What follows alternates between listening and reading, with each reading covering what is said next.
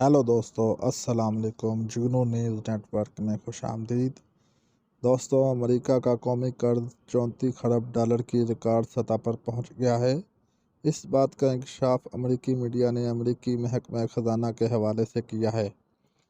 कर्ज से मशरूत हद के ज़िम्मे में ट्रेजरी बिल्स, सिफर coupon bonds, federal financing bank की तरफ से जारी करदा कर्ज और बाज़ दीगर एजेंसियों के गारंटी शुदा कर्ज़ों पर गैर महफूज शुदा रायत शामिल नहीं। दूसरी जानब कांग्रेस के अरकान ने आने वाले हफ्ता में वफाकी फंडिंग के लिए जदोजहद शुरू कर दी है। सितंबर 2023 में वफाकी कर्ज 33 खरब डॉलर तक पहुंच गया था, जिसमें टैक्स महसूलात में कमी और वफाकी अखराजात में इजाफे की वजह से बढ़ते हुए वफाकी खसारे में इजाफा हुआ था। वाज़ेह रहे कि गुज़श्ता बरस जून में अमरीकी कर्ज 32,000 अरब डॉलर से ज़ायद हो गया था। दोस्तों, इसके साथ ही वीडियो का एंड हुआ। वीडियो अच्छी लगी हो तो लाइक और चैनल को सब्सक्राइब लाजमी करें ताकि मज़ीद आने वाली वीडियो आपको बर वक्त मौसूल होती रहे। शुक्रिया। अल्लाह हाफिज़।